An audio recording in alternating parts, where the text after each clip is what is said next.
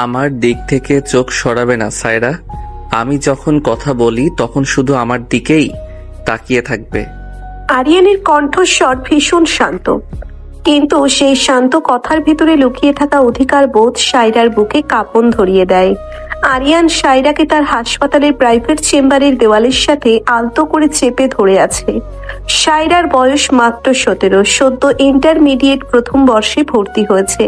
তার পরনের আকাশি রঙের সালোয়ার কামিজটা আরিয়ানের বিশাল বুকের সাথে প্রায় লেপ্টে আছে।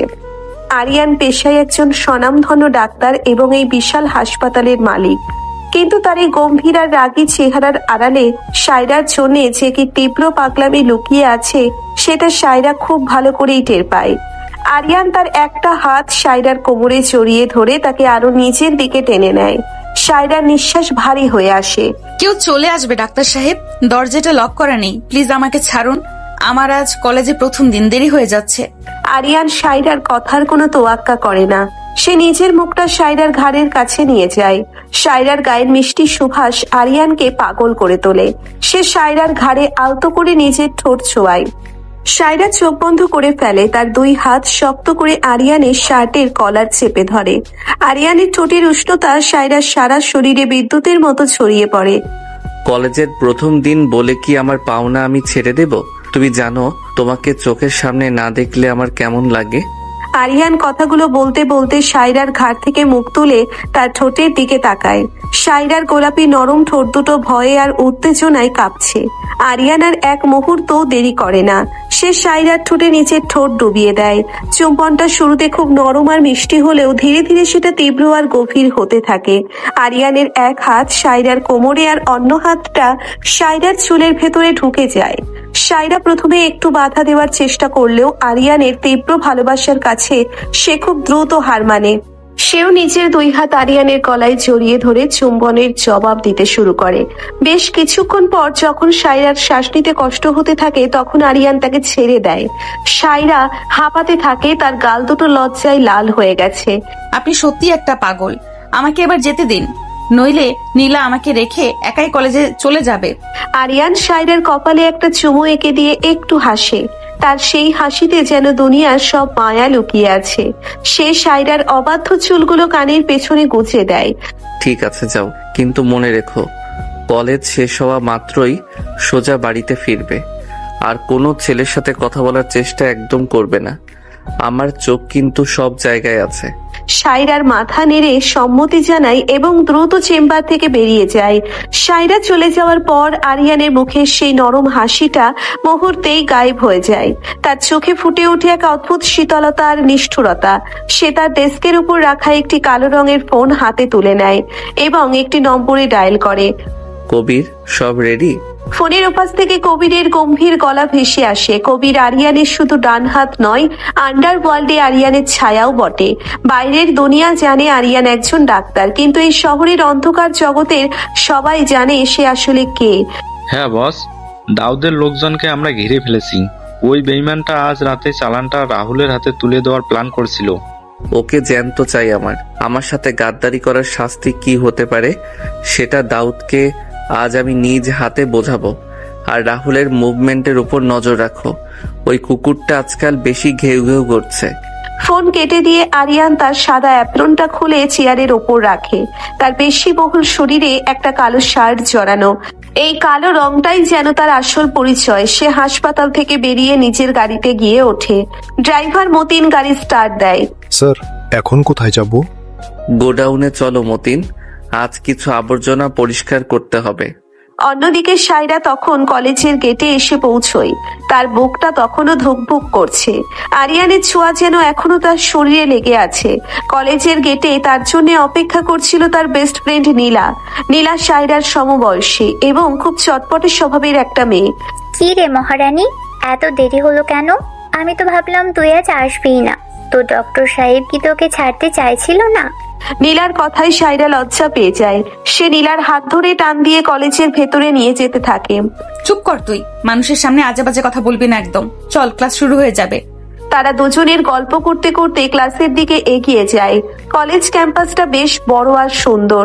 চারিদিকে নতুন ছাত্রছাত্রীদের ভিড়। সায়রা আর নীলা একটা বেঞ্চে গিয়ে বসে। ঠিক তখনই নীলার ফোন বেজে ওঠে। স্ক্রিনে সাব্বিরের নাম দেখে নীলার মুখে একটা হাসি ফুটে ওঠে। সাব্বির নীলার প্রেমিক, খুব হাসি খুশি আর মজাদার একটা ছেলে। হ্যালো সাব্বির। হ্যাঁ, আমরা তো ক্লাসে চলে এসেছি, তুই কোথায়?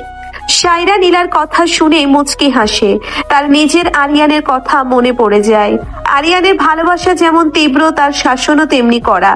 সায়রা মাঝে মাঝে বোঝে না, এত বড় একজন মানুষ যার এত নামডাক, সে কেন সায়রার মতো একটা সাধারণ 17 বছরের মেয়ের জন্য এত পাগল।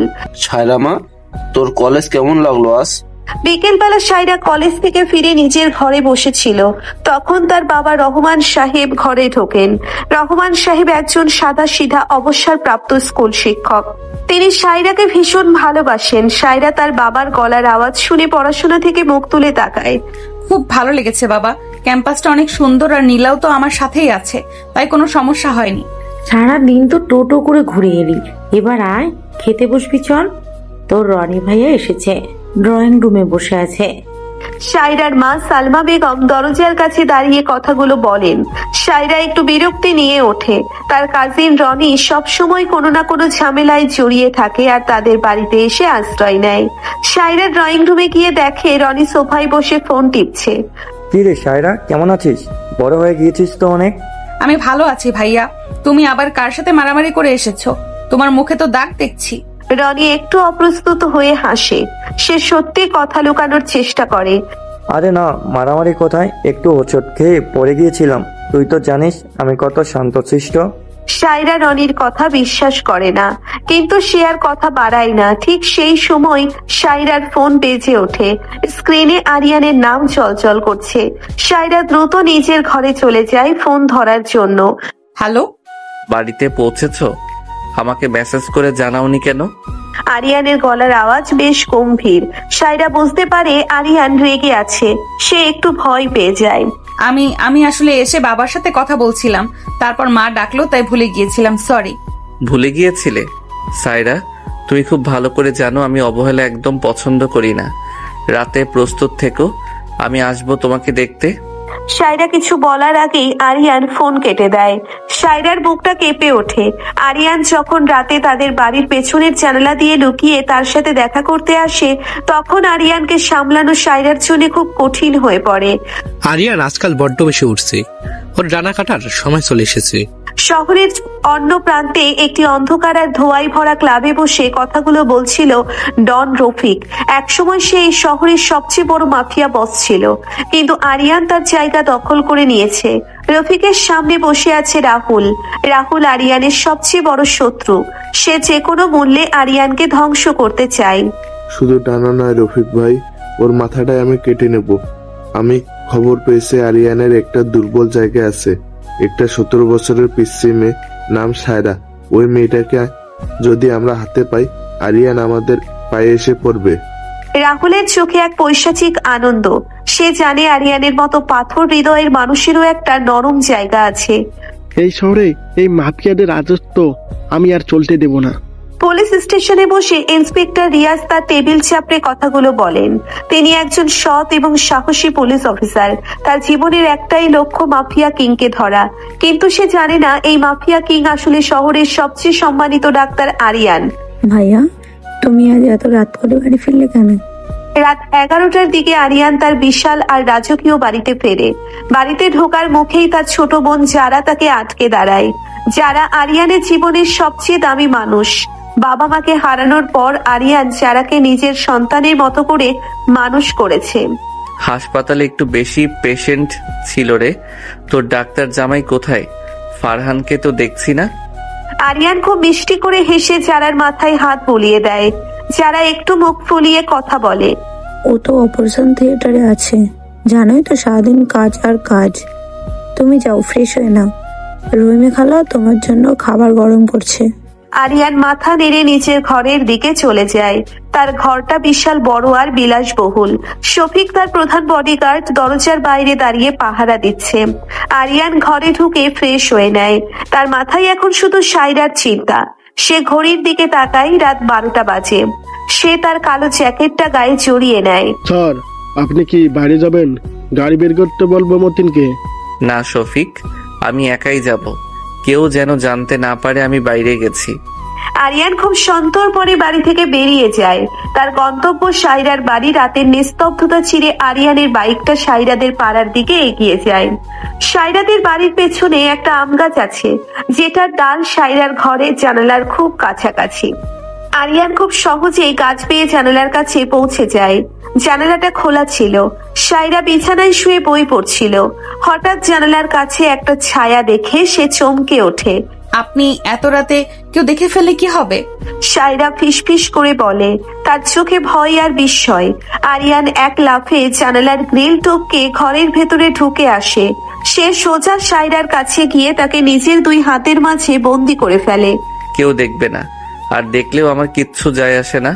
তুমি আমার, শুধু আমার সাইরা। আরিয়ান কথাগুলো বলে সাইরার ঘাড়ে মুখ গোছে। সাইরার শরীরটা আরিয়ানের স্পর্শে কেঁপে ওঠে। আরিয়ানের শক্ত হাত সাইরার পিঠের ওপর দিয়ে ঘুরে তার কোমরে এসে থামে। সাইরা বুঝতে পারে আজ রাতে আরিয়ান খুব সহজে তাকে ছাড়বে না।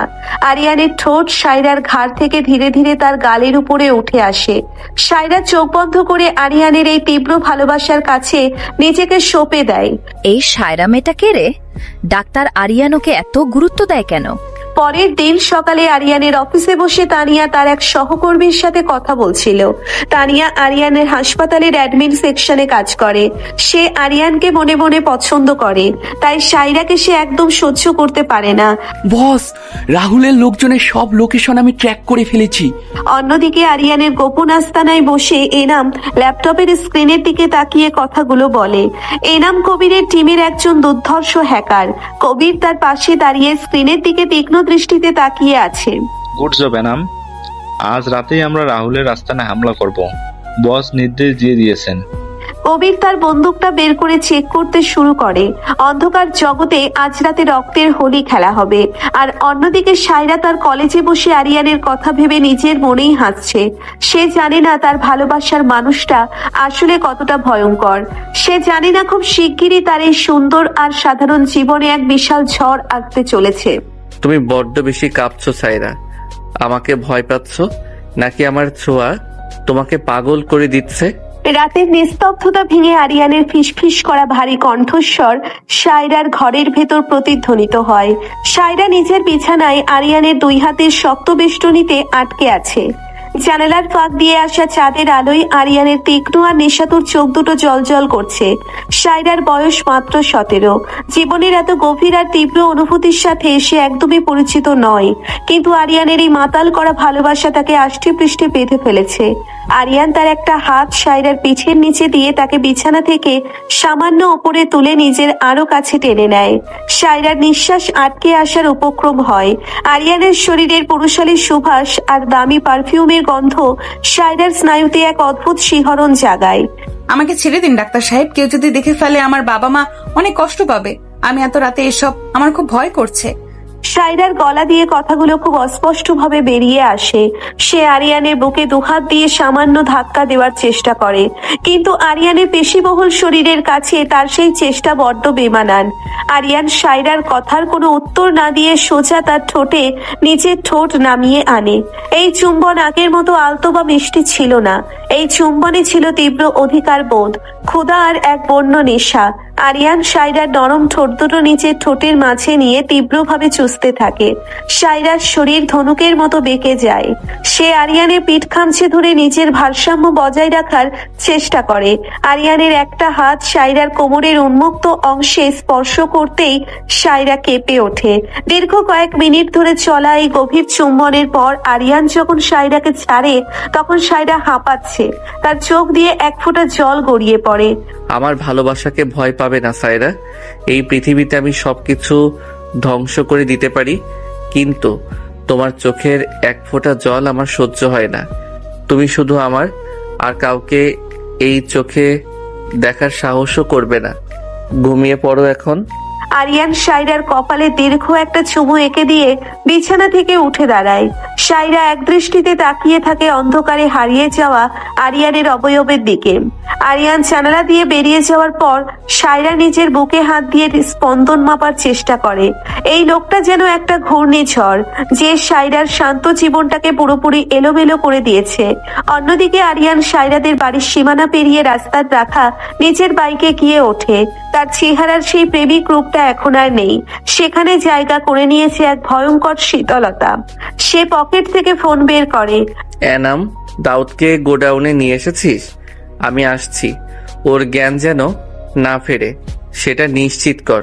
আরিয়ান বাইকের স্পিড বাড়িয়ে শহরের সীমানার দিকে ছুটে যায়। আধা ঘন্টার মধ্যে সে একটা পরিত্যক্ত এবং পুরনো গোডাউনের সামনে এসে থামে। গোডাউনের ভেতরে আবছা আলো জ্বলছে। আরিয়ান ভেতরে ঢুকতেই কবির, শফিক আর এনাম তাকে সম্মান জানায়। গোডাউনের মাঝখানে একটা চেয়ারে দাউদকে শক্ত করে বেঁধে রাখা হয়েছে। দাউদ তখনও অজ্ঞান। বস, ওই শুয়োরের বাচ্চাটা আমাদের পুরো রুমটা দিয়ে রাহুলের কাছে অস্ত্র পাচার করার চেষ্টা করছিল। আমাদের ছেলেরা ঠিক সময়ে পৌঁছে যাওয়ার চালানটা আমরা সিরিজ করতে পেরেছি। আরিয়ান ধীর পায়ে দাউদের দিকে এগিয়ে যায়। তার চোখে কোনো মায়া নেই। সে শফিকের দিকে তাকায়। শফিক আরিয়ানের ইশারা বুঝতে পেরে এক বালতি ঠান্ডা জল দাউদের মাথার ওপর ঢেলে দেয়। দাউদ ছটফট করতে করতে জ্ঞান ফিরে পায়। সামনে আরিয়ানকে দাঁড়িয়ে থাকতে দেখে দাউদের চোখ ভয়ে বড় বড় হয়ে যায়। সে জানে মাফিয়া কিং এর সামনে পড়ার অর্থ হলো নিশ্চিত মৃত্যু। ভাই, আমাকে মাফ করে দিন। আমি রাহুলের কথায় লোভে পড়ে গিয়েছিলাম।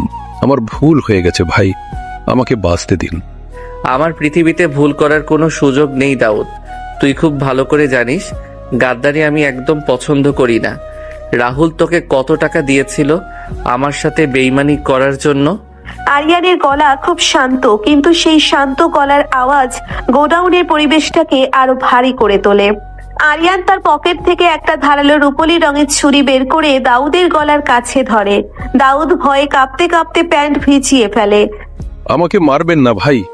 রাহুল ভাই আমাকে বলেছিল আপনার একটা দুর্বল জায়গা আছে। সে আমাকে ওই সায়রা নামের মেয়েটার খোঁজ নিতে বলেছিল। আমি শুধু এটুকুই জানি, আর কিছু না। সায়রার নাম দাউদের মুখে শোনার সাথে সাথে আরিয়ানের চোখ দুটো রাগে লাল হয়ে ওঠে। সে এক মুহূর্তও দেরি না করে দাউদের উরুতে ছুরিটা গভীরভাবে বসিয়ে দেয়। দাউদ যন্ত্রণায় আর্তনাদ করে ওঠে। গোডাউনের নীরবতা সেই আর্তনাদে ভেঙে খান খান হয়ে যায়। কবির আর এনাম নির্বিকার ভাবে দাঁড়িয়ে থাকে।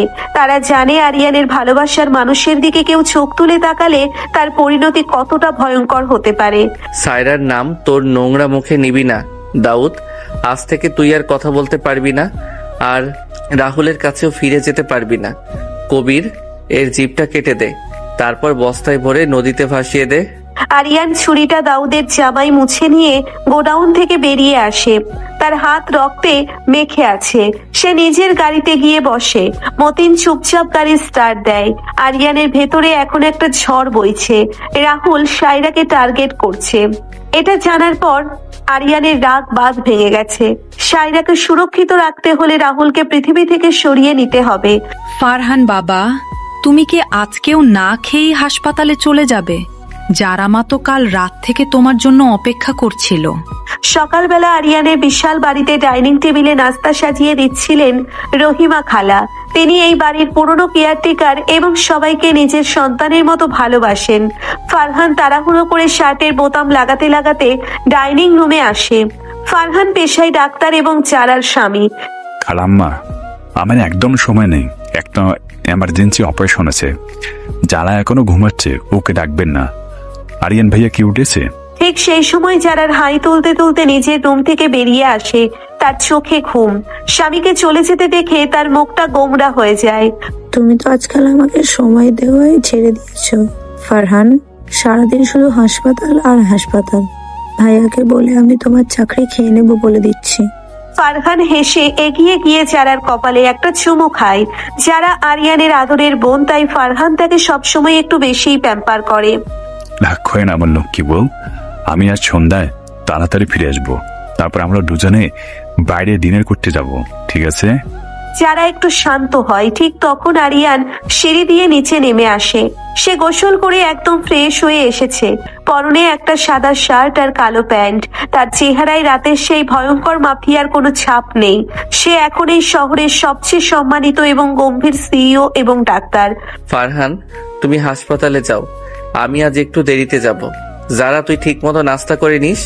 আরিয়ান নাস্তার টেবিলে বসে কফিতে চুমুক দেয়।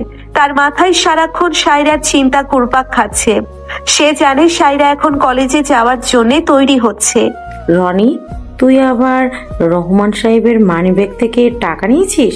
তোর কি কোনো লজ্জা শরম নেই? সারাদিন বকাটাদের সাথে ঘুরে বেড়াস আর আমাদের ঘাড়ের উপর বসে খাস। সায়রাদের বাড়িতে সকালবেলা থেকেই সালমা বেগমের চড়া গলা শোনা যাচ্ছে। রহমান সাহেব চুপচাপ সোফায় বসে পত্রিকা পড়ছেন। রনি একটুও ভ্রুক্ষেপ না করে সোফার হাতলে পা তুলে বসে আছে। আন্টি, তুমি এত চিল্লাচ্ছ কেন? খালুর তো অনেক টাকা। আমাকে মাত্র 1000-5 টাকা দিলে কি তার ব্যাংকের ব্যালেন্স শেষ হয়ে যাবে? আমার কিছু দরকারি কাজ আছে, তাই নিয়েছি। ভাইয়া, তুমি কিন্তু দিন দিন সীমা পার করছো। বাবা কিছু বলে না দেখে তুমি যা ইচ্ছা তাই করবে? তোমার এই দরকারি কাজগুলো কি, সেটা কি আমরা জানি না? সায়রা কলেজের ইউনিফর্ম পরে ঘর থেকে বেরিয়ে এসে কথাগুলো বলে। রনি সায়রার দিকে তাকিয়ে একটা বাঁকা হাসি দেয়। রনি আসলে তলে তলে ডন রফিকের দলের সাথে যুক্ত, কিন্তু সেটা এই বাড়ির কেউ জানে না। তুই তো এখন বড় কলেজে পড়িস সায়রা, তোর তো অনেক বড় বড় জায়গার চেনা জানা। তুই নিজের কাজে মন দে, আমার ব্যাপারে নাক গলাতে আসবি না। রহমান সাহেব একটা দীর্ঘশ্বাস ফেলে সায়রাকে থামান। তিনি শান্তিপ্রিয় মানুষ, ঝামেলা পছন্দ করেন না। সায়রার আগে গজগজ করতে করতে কলেজ ব্যাগে বই ঢুকিয়ে বাড়ি থেকে বেরিয়ে যায়। দোস্ত, তুই আজ এত চুপচাপ কেন? তো সেই ডক্টর বাবু কি রাতে স্বপ্নে এসে তোকে বকা দিয়েছে নাকি? কলেজ ক্যাম্পাসে বসে নীলা সায়রাকে খোঁচা দিয়ে কথাগুলো বলে। সায়রা অন্যমনস্ক হয়ে ঘাসের দিকে তাকিয়েছিল। রাতের আরিয়ানের সেই তীব্র চুম্বনের কথা মনে পড়তেই সায়রার গাল দুটো লাল হয়ে ওঠে। সে দ্রুত নিজেকে সামলে নেয়। আরে না, রনি ভাইয়ের উপর মেজাজ খারাপ হয়ে আছে। লোকটা এত ফালতু যে কি বলবো। আচ্ছা, সাব্বির ভাইয়া কোথায়? আজ তো তাকে দেখছি না। সায়রার কথার মাঝখানেই সাব্বির পেছন থেকে এসে নীলার চোখ দুটো নিজের হাত দিয়ে ঢেকে দেয়। সাব্বির সবসময় এরকম পাগলামি করে। ম্যাডাম, আপনার এই গরিব প্রেমিককে খুঁজছিলেন বুঝি? আমি তো আপনার হৃদয়ে একদম মাঝখানেই বসে আছি। নীলা সাব্বিরের হাত সরিয়ে দিয়ে হাসতে শুরু করে। সায়রাও ওদের দুজনের এই মিষ্টি খুনসুটি দেখে হাসে, কিন্তু তার মন পড়ে আছে আরিয়ানের কাছে।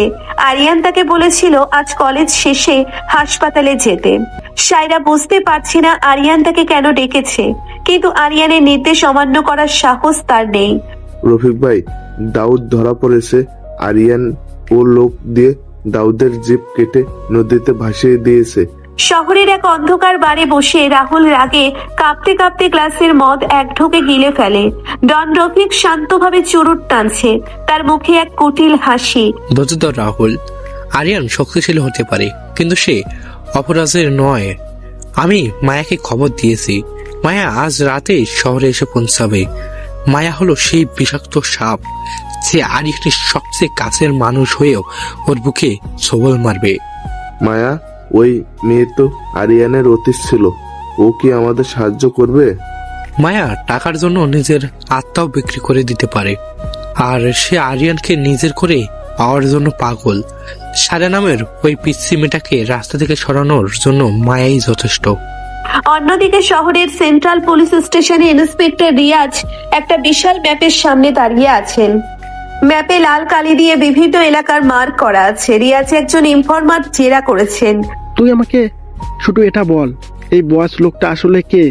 সে কিভাবে এত নীরবে পুরো শহরের আন্ডারঅল কন্ট্রোল করছে? স্যার, বোসের আসল চেহারা কেউ দেখেনি, তবে আমি শুধু এটুকু জানি বোসের ডান হাত কবির ভাই খুব শিগগিরই রাহুলের আস্তানায় বড় ধরনের একটা হামলা করতে যাচ্ছে। রিয়াজ ইনফরমারের কথা শুনে নড়ে চড়ে বসেন। তিনি বুঝতে পারেন খুব শিগগিরই শহরে একটা বড় গ্যাং অয়ার হতে চলেছে এবং তাকে যে কোনো মূল্যে সেটা থামাতে হবে। এক্সকিউজ মি, তুমি এখানে কি করছো? এটা কি তোমার কলেজ পেয়েছো যে যখন খুশি ঢুকে পড়বে? দুপুরবেলা সাইরা কলেজ শেষ করে আরিয়ানের বিশাল হাসপাতালে এসে পৌঁছয়। সে আরিয়ানের প্রাইভেট চেম্বারের দিকে যাচ্ছিল, তখনই তানিয়া তার পথ আটকে দাঁড়ায়। তানিয়া হাসপাতালের অ্যাডমিন সেকশনে কাজ করে এবং সে মনে মনে আরিয়ানকে নিজের করে পাওয়ার স্বপ্ন দেখে। সাইরার মতো একটা সাধারণ মেয়েকে আরিয়ান কেন এত পাত্তা দেয় সেটা তানিয়ার সহ্য হয় না। আমি ডাক্তার আরিয়ানের সাথে দেখা করতে এসেছি। উনি আমাকে আসতে বলেছিলেন, দয়া করে আমাকে যেতে দিন। ডাক্তার আরিয়ানের অনেক কাজ আছে, তোমার মতো পিচ্চি মেয়েদের সাথে আড্ডা দেওয়ার সময় উনার নেই। তুমি বরং যাও গিয়ে পড়াশোনা করো। তানিয়া খুব তাচ্ছিল্যের সাথে কথাগুলো বলে। সাইরা অপমানিত বোধ করে, তার চোখে জল চলে আসে। সে পেছন ফিরে চলে যেতে নেবে, ঠিক তখনই একটা ভারী এবং শীতল কণ্ঠস্বর পুরো করিডোরে গমগম করে ওঠে। সাইরা, আমার পার্সোনাল গেস্ট তানিয়া, তুমি কি আমাকে শেখাবে আমার কার সাথে সময় কাটানো উচিত আর কার সাথে নয়? আরিয়ান তার দুই হাত পকেটে গুজে ধীর পায়ে তাদের দিকে এগিয়ে আসে। তার চোখে এমন এক ভয়ঙ্কর রাগ ছিল যে তানিয়া ভয়ে এক পা পিছিয়ে যায়। আরিয়ানের এই রূপ হাসপাতালের কেউ সচরাচর দেখে না। স্যার, আমি আসলে বুঝতে পারিনি। আমি শুধু বলতে চাইছিলাম আপনার অনেক পেশেন্ট অপেক্ষা করছে। আমার পেশেন্টদের আমি কিভাবে সামলাবো সেটা আমার ব্যাপার। আজ থেকে সাইরা যখনই এই হাসপাতালে আসবে কেউ যেন তার পথ না আটকায়। আর যদি দ্বিতীয়বার তোমার মুখ থেকে সাইরার জন্য কোনো অসম্মানজনক কথা বের হয় তবে এই হাসপাতালে তোমার এটাই শেষ দিন হবে। Get out from here. আরিয়ানের ধমকে তানিয়া প্রায় কাঁদতে কাঁদতে সেখান থেকে ছুটে পালিয়ে যায়। আরিয়ান সাইরার দিকে ঘোরে। সাইরা তখনও ভয়ে কাঁপছে। আরিয়ান সাইরার হাত ধরে টেনে তাকে নিজের প্রাইভেট চেম্বারের ভেতরে নিয়ে যায় এবং দরজাটা লক করে দেয়। আপনি ওভাবে সবার সামনে তানিয়া আপুকে অপমান না করলেও পারতেন, আমার খুব খারাপ লাগছিল। সাইরা মাথা নিচু করে কথাগুলো বলে। আরিয়ান সাইরার থুতনি ধরে তার মুখটা ওপরে তোলে। আরিয়ানের চোখের সেই রাগ এখন গলে গিয়ে এক তীব্র ভালোবাসায় পরিণত হয়েছে। তোমাকে কেউ অপমান করবে আর আমি সেটা দাঁড়িয়ে দেখব? সাইরা, তুমি আমার রানী, আমার দুনিয়ায় তোমার স্থান সবার উপরে। আরিয়ান কথাগুলো বলতে বলতে সাইরাকে তার ডেস্কের সাথে চেপে ধরে। সে সাইরার কানের কাছে মুখ নিয়ে গভীর একটি শ্বাস নেয়। সাইরার শরীরের মিষ্টি গন্ধ আরিয়ানকে পাগল করে দিচ্ছে। আরিয়ান তার একটা হাত সাইরার কামিজের উপর দিয়ে তার পেটের উন্মুক্ত অংশে রাখে। সাইরার সারা শরীরে বিদ্যুতের শক লাগে। সে আরিয়ানের শার্ট শক্ত করে খামচে ধরে। প্লিজ কেউ চলে আসবে, এটা হসপিটাল, আমাকে ছাড়ুন। কেউ আসবে না, আমি নির্দেশ দিয়ে রেখেছি আমাকে যেন কেউ বিরক্ত না করে। তুমি শুধু আমাকে অনুভব করো সাইরা। আরিয়ান সাইরার ঠোঁটে আবারও তার অধিকার প্রতিষ্ঠা করে। এবারের চুম্বনটা রাতের চেয়েও বেশি বন্য এবং ক্ষুধার্ত ছিল। আরিয়ানের জিভ সাইরার ঠোঁটের ভেতর প্রবেশ করে তার ভেতরের সবটুকু মিষ্টির স্বাদ শুষে নিতে থাকে। সাইরার মাথা ঘুরতে শুরু করে। সে নিজের সব বাধা ভুলে গিয়ে আরিয়ানের গলায় হাত জড়িয়ে ধরে। আরিয়ানের হাতের স্পর্শ সাইরার শরীরের বিভিন্ন অংশে বিচরণ করতে থাকে, যা সাইরাকে এক অজানা এবং তীব্র সুখে ভাসিয়ে নিয়ে যায়। আরিয়ানের স্পর্শে সাইরা বুঝতে পারে এই মানুষটা তাকে যেমন পাগলের মতো ভালোবাসতে জানে, ঠিক তেমনি তাকে নিজের করে পাওয়ার জন্য যে কোনো পর্যায়ে যেতে পারে। অন্যদিকে ঠিক সেই সময়ে হাসপাতালের মেইন গেটে একটা দামি কালো গাড়ি এসে থামে। গাড়ি থেকে এক মোহময়ী নারী নেমে আসে। তার পরনে একটা লাল রঙের শর্ট ড্রেস, চোখে কালো রোদ চশমা এবং ঠোঁটে গাঢ় লাল লিপস্টিক। সে আর কেউ নয়, মায়া।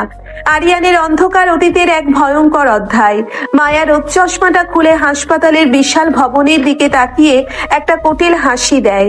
সে ফিরে এসেছে আরিয়ানকে নিজের করে পেতে এবং আরিয়ানের জীবনের সব শান্তি চিরতরে কেড়ে নিতে। সাইরা এবং আরিয়ানের এই গভীর প্রেমের মাঝে এক ভয়ঙ্কর ঝড় উঠতে আর বেশি দেরি নেই। আরিয়ান, আমাকে ছাড়ুন। কেউ যদি হঠাৎ ভেতরে চলে আসে আমি লজ্জায় মরে যাবো, আমার দম বন্ধ হয়ে আসছে। আমার এই দুই হাতের বাঁধনে তোমার দম বন্ধ হবে না সাইরা, বরং তুমি নতুন করে শ্বাস নিতে শিখবে। আর এই দরজা ভেঙে ভেতরে ঢোকার সাহস এই শহরের কারো নেই। হাসপাতালের সে বিশাল এবং বিলাসবহুল প্রাইভেট চেম্বারের ভেতর আরিয়ানের গভীর আর নেশাতুর গলা প্রতিধ্বনিত হয়। সায়রা আরিয়ানের বুকের সাথে একেবারে মিশে আছে।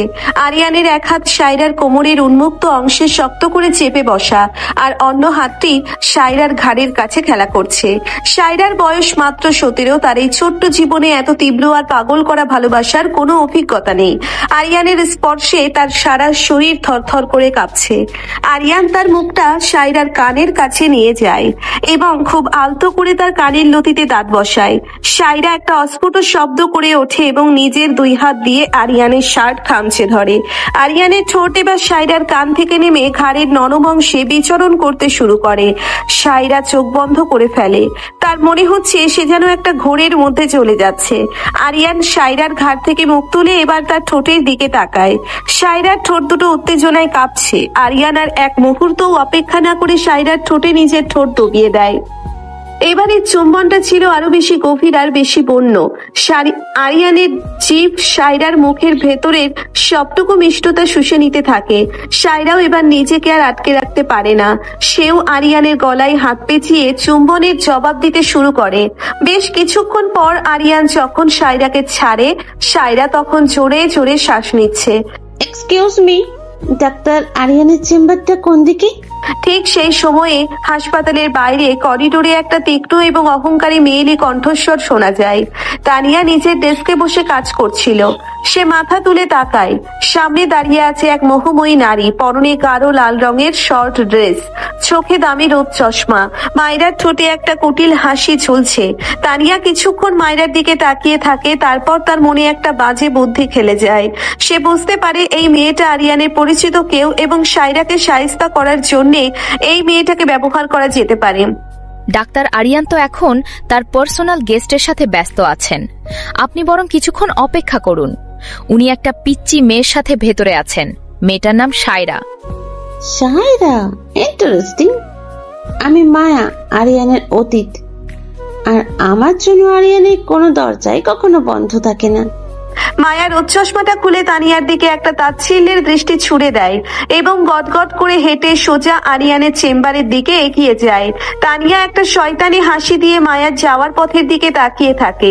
মায়া আরিয়ানের চেম্বারের দরজার সামনে এসে দাঁড়ায় এবং কোনো অনুমতি না নিয়েই দরজার হাতল ঘোরায়, কিন্তু দরজা ভেতর থেকে লক করা ছিল। মায়া দরজায় জোরে জোরে নক করতে শুরু করে। কে? আমি বলেছিলাম আমাকে যেন কেউ ডিস্টার্ব না করে। দরজার ওপাশ থেকে আরিয়ানের রাগী কণ্ঠস্বর শুনে মায়া একটুও ঘাবড়ায় না, বরং তার মুখের হাসিটা আরো চওড়া হয়। চেম্বারের ভেতরে সায়রা দরজার আওয়াজ শুনে ভয়ে আরিয়ানের বুক থেকে ছিটকে দূরে সরে যায়। সে দ্রুত নিজের জামা কাপড় ঠিক করতে শুরু করে। আরিয়ানের চোখ রাগে লাল হয়ে ওঠে। সে লম্বা লম্বা পা ফেলে দরজার কাছে যায় এবং এক ঝটকায় দরজাটা খুলে দেয়। সামনে মায়াকে দাঁড়িয়ে থাকতে দেখে আরিয়ানের চোখের মনি এক মুহূর্তের জন্য স্থির হয়ে যায়। তার চোয়াল শক্ত হয়ে ওঠে। সারপ্রাইজ আরিয়ান, আমাকে দেখে মনে হচ্ছে তুমি খুব একটা খুশি হওনি। আর ভেতরে এই সুন্দরী পিচ্চি মেয়েটা কে? তোমার নতুন কোনো খেলনা নাকি? মায়ার কথা শেষ হওয়ার আগেই আরিয়ান তার হাতটা শক্ত করে চেপে ধরে, তাকে চেম্বারের বাইরে করিডোরের দিকে টেনে নিয়ে যায় এবং সায়রার দিকে তাকিয়ে দরজাটা আবার লক করে দেয়। আরিয়ানের চোখের দৃষ্টি এখন একটি ক্ষুধার্ত বাঘের মতো। মায়া ব্যথায় একটু কুঁকড়ে যায়। তুই এখানে কেন এসেছিস মায়া? তোকে আমি এই শহর থেকে চিরতরে চলে যেতে বলেছিলাম। আমার জীবনে তোর কোনো জায়গা নেই। আর সায়রার দিকে যদি তুই ভুলেও চোখ তুলে তাকাস, আমি তোর চোখ উপড়ে নেব। তুমি আমাকে এত সহজে ভুলতে পারবে না আরিয়ান। আমি ফিরে এসেছি আমার পাওনা বুঝে নিতে। ওই 17 বছরের একটা সামান্য মেয়ে কখনোই তোমার এই বিশাল সাম্রাজ্যের রানী হতে পারবে না। রানী হওয়ার যোগ্যতা শুধু আমার আছে। আরিয়ান মায়ার হাতটা এক ঝটকায় ছেড়ে দেয়। সে জানে মায়া কতটা বিষাক্ত হতে পারে, কিন্তু সে এও জানে যে তার ভালোবাসার মানুষের গায়ে একটা আঁচড় লাগতে দেওয়ার আগে সে পুরো পৃথিবী জ্বালিয়ে দিতে পারে। এনাম, রাহুলের মেইন গোডাউনে সিকিউরিটি সিস্টেমে হ্যাক করতে আর কতক্ষণ লাগবে? আমাদের হাতে সময় খুব কম। শহরের অন্য প্রান্তে আরিয়ানের আন্ডারওয়ার্ল্ডের গোপন ডেরায় এক চরম ব্যস্ততা চলছে। গভীর একটা বিশাল টেবিলের ওপর শহরের ম্যাপ বিছিয়ে তার উপর ঝুঁকে আছে। তার পাশে শফিক নিজের বন্দুক পরিষ্কার করছে। আরিয়ানের নির্দেশ অনুযায়ী আজ রাতেই রাহুলের আস্তানায় সবচেয়ে বড় হামলাটা হতে চলেছে। এনাম তার ল্যাপটপের কিবোর্ডে ঝড় তুলছে। কবির ভাই, শুধু আর 2টা মিনিট। ওদের ফায়ারওয়েলটা বেশ স্ট্রং, কিন্তু আমার কাছে এটার কোনো ব্যাপারই না। এই যে হয়ে গেছে, আমি ওদের মেইন গেট থেকে শুরু করে ভেতরের সব সিসি ক্যামেরার কন্ট্রোলে নিয়ে নিয়েছি। বস বলে দিয়েছেন রাহুলের একটা লোকও যেন আজ রাতে জীবিত না ফিরে যায়, আর রাহুলকে বসের সামনে জ্যান্ত হাজির করতে হবে। মতিন গাড়ি রেডি রাখছে। কবির একটা স্যাডিটিক হাসি হাসে। সে তার জ্যাকেটের ভেতর থেকে 2টো লোডেড পিস্তল বের করে নিজের কোমরে গুজে নেয়। আরিয়ানের এই টিমটা অন্ধকারের এক ভয়ঙ্কর মৃত্যুদূত, যারা তাদের বসের একটা ইশারায় যে কোনো কিছু ধ্বংস করে দিতে পারে। আমার এতগুলো টাকার চালান আরিয়ান গায়েব করে দিল, দাউদকে মেরে ফেললো। আমি ওকে ছাড়বো না রফিক ভাই। আজ আমি ওর হাসপাতালে গিয়ে ওর সামনে ওই সায়রা মেয়েটাকে তুলে আনবো। ডন রফিকের গোপন আস্তানায় বসে রাহুল রাগে চিৎকার করতে থাকে। রফিক খুব শান্তভাবে একটা মদের গ্লাস হাতে নিয়ে সোফায় হেলান দিয়ে বসে আছে। রফিক জানে রাগ দিয়ে আরিয়ানকে হারানো যাবে না, এর জন্য দরকার চরম ধূর্ততা। বোকামি করিস না রাহুল, আরিয়ান এখন পুরো সতর্ক। তুই যদি সরাসরি ওর সামনে যাস, ও থেকে কুকুরের মতো মারবে। মায়া কাজ শুরু করে দিয়েছে, আর আমি সায়রার বাড়ির ভেতর থেকে একটা সুন্দর রাস্তা বের করেছি। বাড়ির ভেতর থেকে মানে কি বলছেন আপনি? সারার একটা বেকার কাজিন আছে, রনি। ছেলেটা টাকার জন্য নিজের কিডনিও বেঁচে দিতে পারে। আমি রনিকে হাত করেছি, ও আমাদের সায়রার সব খবর এনে দেবে, আর সময় মতো সায়রাকে আমাদের হাতে তুলে দেবে। রাহুলের চোখে এবার একটা ক্রূর হাসি ফুটে ওঠে। সে বুঝতে পারে রফিকের প্ল্যানটা কতটা নিখুঁত। আরিয়ানের সাম্রাজ্য ভাঙার চাবি এখন তাদের হাতের মুঠোয়। তুমি রনিকে এত আশকারা দিচ্ছ সালমা, এর ফল কিন্তু ভালো হবে না। ছেলেটা সারাদিন বাজে ছেলেদের সাথে ঘোরে। আমার কেন যেন মনে হচ্ছে ও কোনো বড় বিপদে জড়াতে যাচ্ছে। সায়রাদের বাড়িতে বিকেল বেলা রহমান সাহেব খুব চিন্তিত মুখে কথাগুলো বলেন। সালমা বেগম রান্নাঘর থেকে চায়ের কাপ হাতে নিয়ে ড্রয়িং রুমে আসেন। তিনি রনিকে নিজের বোনের ছেলের মতো স্নেহ করেন, তাই তার কোনো দোষ তিনি দেখতে পান না। তুমি সারাদিন শুধু ছেলেটার দোষ ধরো। রনি একটু চঞ্চল হতে পারে, কিন্তু ছেলেটা তো খারাপ না। তুমি বরং নিজের মেয়ের দিকে খেয়াল রাখো। সায়রা আজকাল কেমন যেন আনমনা হয়ে থাকে। ঠিক সেই সময় রনি চুপি চুপি সদর দরজা দিয়ে বাড়ির ভেতরে ঢোকার চেষ্টা করে। তার চোখে মুখে একটা ধূর্ত ছাপ। সে ডন রফিকের সাথে দেখা করে পকেটে 1 গাদা টাকা নিয়ে ফিরেছে। রহমান সাহেব রনিকে দেখে একটা দীর্ঘশ্বাস ফেলেন। সাইরা, তোর কি শরীর খারাপ? তুই হসপিটাল থেকে ফেরার পর থেকে একটা কথা বলছিস না, কি হয়েছে তোর? সায়রাদের বাড়ির ছাদে বিকেলে নীলা আর সায়রা বসে আছে। সায়রার মনটা ভীষণ খারাপ। মায়াকে আরিয়ানের চেম্বারের সামনে দেখে তার বুকের ভেতরটা কেমন যেন ভেঙে গেছে। আরিয়ান তাকে শুধু এতটুকুই বলেছে যে মায়া তার কেউ না, কিন্তু মায়ার চোখ আর কথা সায়রাকে অন্য কিছুই বুঝিয়েছে। সায়রা চুপ করে আকাশের দিকে তাকিয়ে থাকে। আমি কিছু বুঝতে পারছি না নীলা।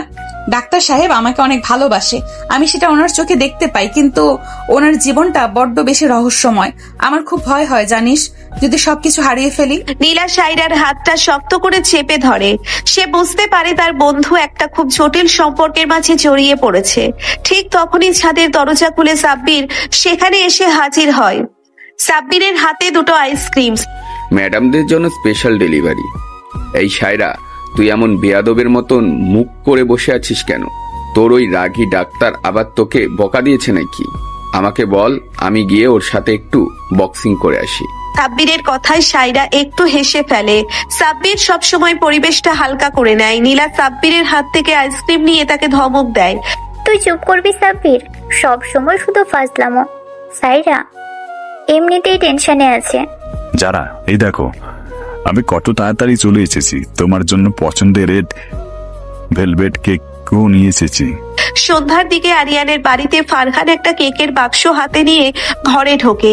যারা সোফায় বসে টিভি দেখছিল, ফারহানকে এত তাড়াতাড়ি দেখে তার চোখ দুটো খুশিতে চকচক করে ওঠে। সে ছুটে গিয়ে ফারহানকে জড়িয়ে ধরে। সত্যি তুমি আজ তাড়াতাড়ি এসেছো? আমি তো ভেবেছিলাম তুমি আবার সেই রাত 12টা বাজাবে। Thank you Farhan. ফারহান হাসতে হাসতে যারার কপালে চুমু খায়। রহিমা খালা পাশ দিয়ে যাওয়ার সময় এই সুন্দর দৃশ্য দেখে মনে মনে তাদের জন্য দোয়া করেন। কিন্তু এই বাড়ির বাইরের দিকে শান্ত পরিবেশের আড়ালে যে কত বড় অন্ধকার লুকিয়ে আছে সেটা এই সাধারণ মানুষগুলো জানে না। আমি নিশ্চিত এই শহরে নতুন মাফিয়া কিং আর কেউ নয়, ডাক্তার আরিয়ান নিজে। তার হাসপাতালের আড়ালে সে একটা বিশাল আন্ডারওয়ার্ল্ড সাম্রাজ্য চালাচ্ছে।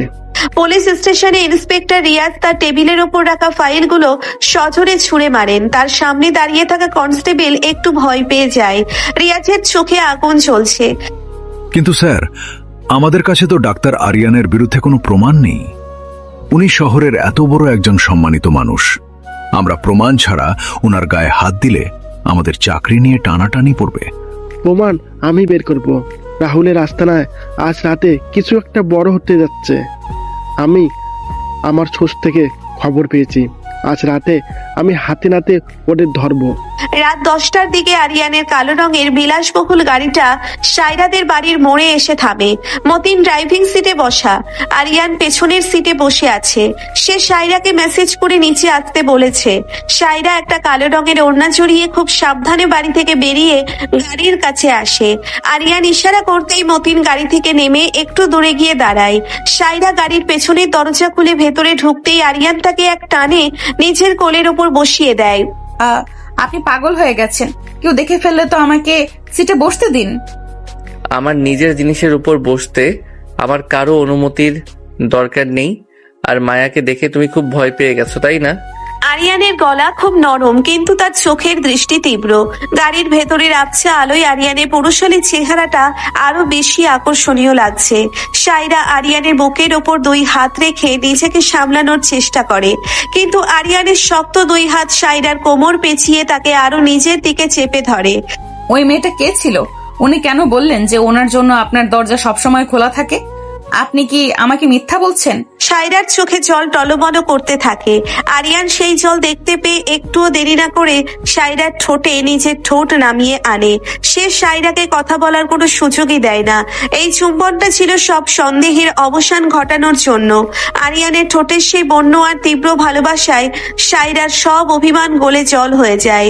সে নিজের 2 হাত আরিয়ানের চুলে ঢুকিয়ে দিয়ে চুম্বনের সাথে নিজেকে ভাসিয়ে দেয়।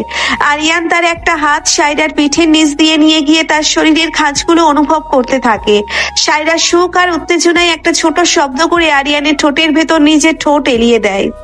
মায়া, আমার একটা ভুল অতীত ছিল সায়রা, কিন্তু তুমি আমার বর্তমান এবং আমার ভবিষ্যৎ। আমার রক্তে শুধু তোমার নাম লেখা আছে। এরপর যদি তুমি আমার ভালোবাসাকে সন্দেহ করো, আমি কিন্তু তোমাকে কঠিন শাস্তি দেব। আরিয়ান সায়রার ঘাড়ের ওপর মুখ রেখে গভীর একটা শ্বাস নিয়ে কথাগুলো বলে। সায়রা আরিয়ানের শক্ত বুকের সাথে লেপ্টে থাকে। সে বুঝতে পারে এই মানুষটার হাত ছেড়ে যাওয়ার কোনো উপায় তার নেই। সে শুধু আরিয়ানের জন্য তৈরি হয়েছে। ঠিক সেই মুহূর্তে একটু দূর থেকে একটা ছায়া তাদের গাড়ির দিকে তীক্ষ্ণ দৃষ্টিতে তাকিয়ে ছিল।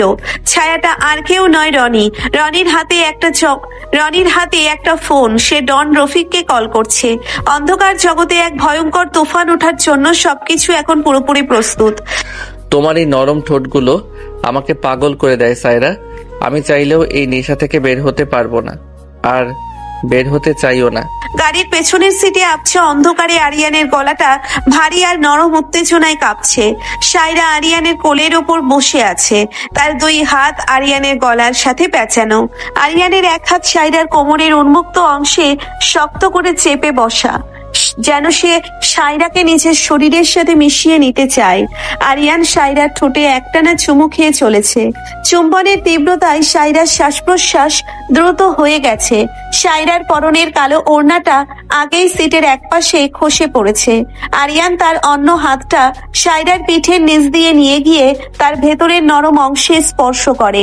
সায়রা বিদ্যুৎ স্পৃষ্টের মতো কেঁপে ওঠে। এবং আরিয়ানের ঠোঁটের ভেতর একটা মিষ্টি গোঙানির শব্দ করে।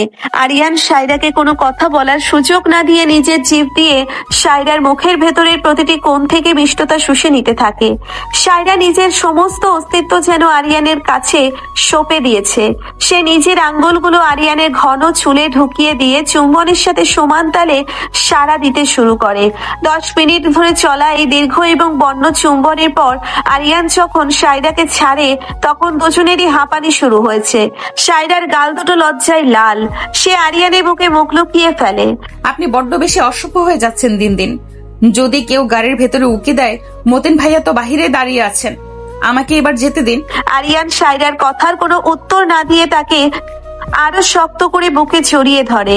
সে সায়রার চুলে মুখ গুজে তার ঘ্রাণ নিতে থাকে।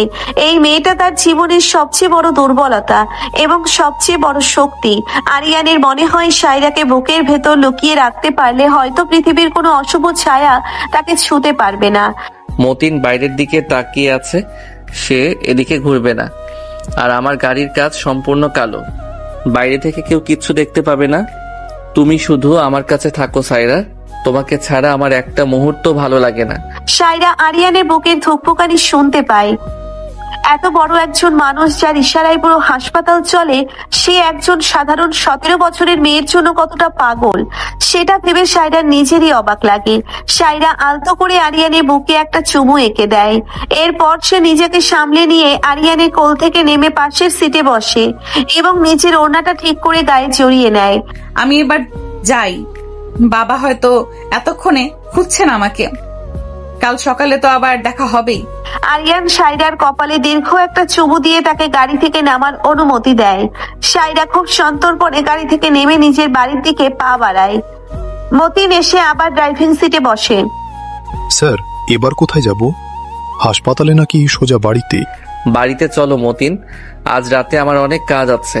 কবিরকে মেসেজ করে দাও, আমি ওর আপডেটের জন্য অপেক্ষা করছি। আরিয়ানের গাড়িটা স্টার্ট দিয়ে চোখের পলকে রাস্তার অন্ধকারে হারিয়ে যায়, কিন্তু একটু দূরে একটা ল্যাম্পপোস্টের আড়ালে দাঁড়িয়ে পুরো দৃশ্যটা নিজের ফোনে রেকর্ড করে নিয়েছে রনি। রনির মুখে একটা শয়তানি হাসি। সে ডন রফিককে কল ডায়াল করে। রফিক ভাই, আপনার কথা অক্ষরে অক্ষরে মিলে গেছে। ডাক্তার আরিয়ান এই সায়রার জন্যই পাগল। আমি মাত্র ওদের গাড়ির ভিতরে কিছু ভিডিও রেকর্ড করলাম। সায়রা তো এইমাত্র বাড়িতে ঢুকলো। ফোনের ওপাশ থেকে ডন রফিকের অট্টহাসি শোনা যায়। রফিকের পাশে বসে আছে রাহুল আর মায়া। রফিকের ড্রয়িং রুমটা ধোঁয়ায় আচ্ছন্ন। সাবাস রনি, তুই কাল সকালে ঠিক সময়ে সায়রাকে নিয়ে আমাদের বলা জায়গায় চলে আসবি। তোর অ্যাকাউন্টে আমি 1 লাখ টাকা ট্রান্সফার করে দিয়েছি এক্ষুনি। রফিক ভাই, রনি কি কাজটা ঠিক মতো করতে পারবে? আমার তো মনে হচ্ছে ওই পিচ্চি মেয়েটাকে আমি নিজেই গিয়ে তুলে নিয়ে আসি। ডন রফিক ফোন কেটে দিয়ে রাহুলের দিকে তাকায়। তার চোখ দুটো ধূর্ত শিয়ালের মতো চকচক করছে। তুই বড্ড তাড়াহুড়ো করিস রাহুল। আরিয়ানের এলাকায় ঢুকে সায়রাকে তুলে আনা মানে নিজের মৃত্যু ডেকে আনা। রনিও নিজের ভাই, সায়রা ওকে সন্দেহ করবে না। আর মায়া তো আছেই। মায়া কাল সায়রাকে রিসিভ করার দায়িত্ব তোর। চিন্তা করবেন না রফিক ভাই, কাল ওই সায়রাকে আমি এমন এক সত্যি দেখাবো যে ও নিজেই আরিয়ানের জীবন থেকে চিরতরে হারিয়ে যেতে চাইবে। আরিয়ানের ওই সাম্রাজ্য শুধু আমার অধিকার। মায়া তার লাল লিপস্টিক মাখা ঠোঁটে একটা বিষাক্ত হাসি ফুটিয়ে তোলে। অন্যদিকে শহরের এক প্রান্তে রাহুলের মেইন গোডাউনের বাইরে ঘুটঘুটে অন্ধকার। কবির, শফিক এবং তাদের টিম পুরো এলাকাটা চারিদিক থেকে ঘিরে ফেলেছে। এনাম একটা ল্যাপটপ নিয়ে একটু দূরের একটা ভ্যানে বসে আছে। কবির ভাই, গোডাউনের পেছনের দরজা দিয়ে ঢোকার রাস্তা একদম ক্লিয়ার। আমি ওদের ভেতরের সব অ্যালার্ম সিস্টেম অফ করে দিয়েছি। শুধু মেইন হলরুমের 4 জন গার্ড আছে। Good job Enam. শফিক, তুই 2 জনকে নিয়ে ছাদের দিকে থেকে কভার কর। আমি আর বাকিরা মেন গেট দিয়ে ঢুকছি। রাহুল আজ কোনোভাবেই যেন পালাতে না পারে। কবির তার সাইলেন্সার লাগানো পিস্তলটা হাতে নিয়ে খুব সন্তর্পণে গোডাউনের মেইন গেট দিয়ে ভেতরে প্রবেশ করে। ভেতরে প্রচুর অবৈধ অস্ত্রের বাক্স সাজানো। রাহুলের গার্ডরা কিছু বুঝে ওঠার আগেই কবির আর শফিকের নিখুঁত নিশানায় লুটিয়ে পড়ে। গোডাউনের ভেতরে একটা ধ্বংসলীলা শুরু হয়ে যায়, কিন্তু হঠাৎ করেই বাইরে পুলিশের সাইরেন বেজে ওঠে। গোডাউন চারিদিক থেকে ঘিরে ফেলো, কেউ যেন পালাতে না পারে। আজ এই মাফিয়াদের আমি জ্যান্ত ধরবো। ইন্সপেক্টর রিয়াজ তার বিশাল পুলিশ বাহিনী নিয়ে গোডাউনের মেইন গেট ভেঙে ভেতরে প্রবেশ করেন। কবির বুঝতে পারে তাদের ইনফরমেশন লিক হয়েছে, অথবা পুলিশ আগে থেকেই তাদের ট্র্যাক করছিল। Shafiq, follow back. পুলিশ চলে এসেছে। বসের করার নির্দেশ আছে, পুলিশের গায়ে যেন কোনো আসর না লাগে। পেছনের দরজা দিয়ে বেরিয়েও সবাই। কবির আর তার টিম চোখের পলকে অন্ধকারের সুযোগ নিয়ে গোডাউনের পেছনের ভাঙা দেওয়াল টপকে পালাতে শুরু করে। রিয়াজ ভেতরে ঢুকে শুধু রাহুলের গার্ডদের লাশ আর কিছু অস্ত্রের বাক্স ছাড়া আর কিছুই পান না। ড্যামিট, জাস্ট কয়েক সেকেন্ডের জন্য ফসকে গেল। কনস্টেবল, এই লাশগুলো মর্গে পাঠাও, আর এখানে দাউদদের কোনো খোঁজ পাওয়া যায় কিনা দেখো। আমি শুনেছি দাউদদের লাশ নদীতে পাওয়া গেছে। এই শহরে একটা বিশাল গ্যাং ওয়ার শুরু হয়ে গেছে। পরের দিন সকালে আরিয়ানের বাড়িতে একটা সুন্দর স্নিগ্ধ পরিবেশ। যারা ডাইনিং টেবিলে বসে কফি খাচ্ছে আর ফারহান তার পাশে বসে ল্যাপটপে কাজ করছে। রহিমা খালা তাদের জন্য গরম পরোটা আর মাংস নিয়ে আসেন। ফারহান, তুমি কিন্তু কাল আমাকে কথা দিয়েছিলে আজকে শপিং এ নিয়ে যাবে, ভুলে যাওনি তো? একদম ভুলিনি যারা। আমার দুপুরের পর হাসপাতাল থেকে ছুটি, আমি সোজা বাড়িতে এসে তোমাকে নিয়ে বেরোবো। ভাইয়া কোথায়? ভাইয়া কি এখনো ওঠেনি? ফারহান ল্যাপটপ বন্ধ করে জারার দিকে তাকিয়ে একটু হাসে। ঠিক তখনই আরিয়ান সিঁড়ি দিয়ে নিচে নেমে আসে। তার চেহারায় রাতের সেই রাগী আর ভয়ঙ্কর মাফিয়ার কোনো ছাপ নেই। সে একদম ফ্রেশ, পরনে একটা নীল রঙের শার্ট। আমি উঠে গেছি ফারহান, কাল রাতে ঘুমাতে একটু দেরি হয়েছিল। যারা, তুই সাবধানে যাবি শপিংয়ে, বডিগার্ড সাথে নিয়ে যাবি। আরিয়ান বাবা, তুমি তো আজকাল ঠিক মতো খাওয়া দাওয়া করো না, এত কাজ করলে শরীর টিকবে কিভাবে? বসো, আমি খাবার দিচ্ছি। আরিয়ান শান্তভাবে টেবিলে বসে, কিন্তু তার মন পড়ে আছে সায়রার কাছে। সে জানে না যে সায়রার জীবনে আজ একটা বিশাল ঝড় আসতে চলেছে। অন্যদিকে সায়রাদের বাড়িতে সকালবেলা রহমান সাহেব খুব রেগে আছেন। সালমা, তুমি রনিকে বাড়ি থেকে বের করে দাও। কাল রাতে ও অনেক দেরিতে ফিরেছে, আর ওর পকেট থেকে আমি অনেকগুলো টাকার বান্ডেল পেয়েছি। ছেলেরা নির্ঘাত কোনো খারাপ চক্রের সাথে জড়িয়ে গেছে। তুমি তো সব সময় রনির পিছনে লেগেই থাকো, হয়তো কোনো বন্ধুর কাছ থেকে ধার নিয়েছে। তুমি এত সন্দেহ করো কেন? সালমা বেগম রনির পক্ষ নিয়ে কথাগুলো বলেন। সায়রা নিজের ঘরের দরজায় দাঁড়িয়ে সব শুনছিল। রনি ভাইয়াকে তার নিজেরও একদম ভালো লাগে না। সায়রা দ্রুত রেডি হয়ে কলেজে যাওয়ার জন্য বেরিয়ে পড়ে। রাস্তায় রনি তার পথ আটকায়। সায়রা, একটু দাঁড়া, আমার একটা খুব দরকারি কথা ছিল তোর সাথে। কি কথা ভাইয়া? আমার কলেজের দেরি হয়ে যাচ্ছে, যা বলার তাড়াতাড়ি বলো। সায়রা খুব বিরক্তি নিয়ে কথাগুলো বলে। রনি একটা খুব দুঃখী মুখ করে সায়রার দিকে তাকায়। বাবা খুব অসুস্থ সায়রা। আঙ্কেল মানে তোর বাবা তোকে জানাতে নিষেধ করেছে, কিন্তু আমার মনে হলো তোর জানা উচিত। বাবাকে সেন্ট্রাল হসপিটালে ভর্তি করা হয়েছে, তুই কি আমার সাথে একটু দেখতে যাবি? রনির মুখে রহমান সাহেবের অসুস্থতার কথা শুনে সায়রার বুকটা কেঁপে ওঠে। সে আর কিছু না ভেবেই রনির সাথে যাওয়ার জন্য রাজি হয়ে যায়। রনি একটা সিএনজি ডেকে সায়রাকে নিয়ে ওঠে। সিএনজিটা সেন্ট্রাল হাসপাতালের দিকে না গিয়ে শহরের বাইরে একটা পরিত্যক্ত বিল্ডিং এর দিকে যেতে থাকে। রনি ভাইয়া, এটা তো হাসপাতালের রাস্তা না, আমরা কোথায় যাচ্ছি? আমাকে নামিয়ে দাও বলছি। সায়রা ভয় পেয়ে সিএনজির দরজা খোলার চেষ্টা করে। রনি শক্ত করে সায়রার হাত চেপে ধরে। তার চোখে এখন আর সেই অসহায় রূপটা নেই, বরং সেখানে একটা নিষ্ঠুর ছায়া। চুপচাপ বসে থাক সায়রা, বেশি চিল্লাচিল্লি করলে কিন্তু তোর বাবার লাশটাও দেখতে পারবি। তোর ডাক্তার আরিয়ান তোকে বাঁচাতে আসবে না। সায়রা বুঝতে পারে সে একটা বিশাল ফাঁদে পা দিয়েছে। তার চোখ ফেটে কান্না বেরিয়ে আসে। সে আরিয়ানের কথা ভাবতে থাকে। ঠিক আধা ঘন্টা পর সিএনজিটা সেই পরিত্যক্ত বিল্ডিং এর সামনে এসে থামে। রনি সায়রাকে এক প্রকার টেনে হিঁচড়ে বিল্ডিং এর ভেতরে নিয়ে যায়। ভেতরে একটা ভাঙা চেয়ারে বসে আছে মায়া। মায়ার পরনে একটা কালো রঙের leather jacket. Welcome to reality Saira. আমি ভাবিনি তুমি এত সহজে রনির ফাঁদে পা দেবে, তবে ভালোই হলো, কাজটা সহজ হয়ে গেল। আপনি তো সেই মেয়েটা যে আরিয়ানের চেম্বারে গিয়েছিলেন। আপনি আমাকে এখানে কেন এনেছেন? আরিয়ান যদি জানতে পারে আপনাদের কাউকে ছাড়বে না। সায়রা ভয়ে কাঁপতে কাঁপতে কথাগুলো বলে। মায়া একটা অট্টহাসি দেয় এবং তার চেয়ার থেকে উঠে সায়রার দিকে এগিয়ে আসে। সে সায়রার চিবুকটা শক্ত করে চেপে ধরে। আরিয়ান, তোমার ওই ডাক্তার আরিয়ান আসলে কে সেটা কি তুমি জানো পিচ্চি? তুমি কি জানো সে এই শহরের সবচেয়ে বড় মাফিয়া কিং? সে তার নিজের হাতে কত মানুষের রক্ত মেখেছে, সেটার কোনো হিসেব তোমার কাছে আছে? মায়েরা কথাগুলো শুনে সাইরার মনে হলো তার মাথার ওপর আকাশ ভেঙে পড়েছে।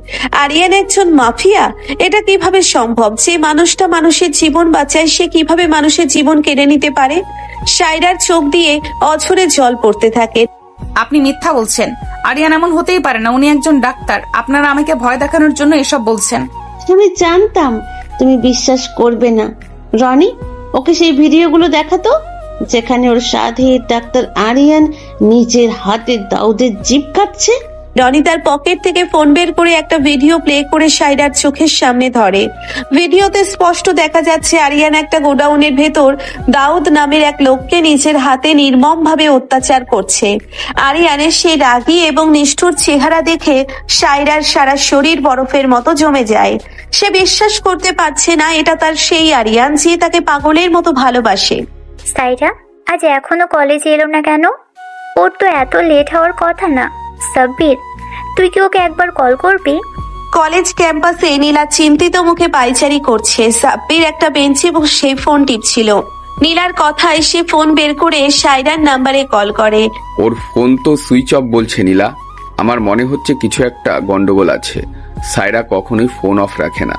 নীলা আর সাব্বিরের মনে একটা ভয় কাজ করতে শুরু করে। অন্যদিকে আরিয়ানের হাসপাতালে তানিয়া খুব ভয়ে ভয়ে আরিয়ানের চেম্বারের দিকে এগিয়ে আসছে। তার হাতে কিছু ফাইল। সে জানে আরিয়ান গতকাল তার উপর ভীষণ রেগেছিল। স্যার, আসতে পারি? এই ফাইলগুলোতে আপনার সিগনেচার লাগবে। আরিয়ান তার ডেস্কে বসে ল্যাপটপে কিছু একটা দেখছিল। তানিয়ার গলা শুনে সে চোখ তুলে তাকায়। তার চোখের সেই শীতলতা দেখে তানিয়া ভয়ে এক পা পিছিয়ে যায়। ফাইলগুলো টেবিলে রেখে বেরিয়ে যাও। আর হ্যাঁ, আজ থেকে তোমার ডিউটি জেনারেল ওয়ার্ডে। আমার প্রাইভেট চেম্বারের আশেপাশে যেন আমি তোমাকে আর না দেখি। তানিয়া অপমানিত বোধ করে, কিন্তু আরিয়ানের মুখের ওপর কিছু বলার সাহস তার নেই। সে ফাইলগুলো রেখে মাথা নিচু করে বেরিয়ে যায়। ঠিক সেই মুহূর্তে আরিয়ানের পার্সোনাল ফোন বেজে ওঠে। স্ক্রিনে কবিরের নাম জলজল করছে। আরিয়ান দ্রুত ফোনটা রিসিভ করে। বস, সর্বনাশ হয়ে গেছে। সায়রা ম্যামকে রনি নামের ওই ছেলেটা কলেজে যাওয়ার পথে কিডন্যাপ করেছে। ওদের লোকেশন শহরের বাইরে, সেই পুরনো টেক্সটাইল মিল। মায়াও ওখানে আছে। কবিরের কথাগুলো শোনার সাথে সাথে আরিয়ানের হাতের ফোনটা প্রায় ছিটকে পড়ে যাচ্ছিল। তার চোখের মনে স্থির হয়ে যায়। তার বুকের ভেতরটা কেউ যেন হাতুড়ি দিয়ে পিটিয়ে টুকরো টুকরো করে দিচ্ছে। সায়রা কিডন্যাপ হয়েছে, তাও আবার মায়া আর রনির হাতে। আরিয়ানের চেহারা সেই শান্ত ডাক্তার রূপটা মুহূর্তের মধ্যে একটা ভয়ঙ্কর এবং হিংস্র মাফিয়া কিং এর রূপে বদলে যায়।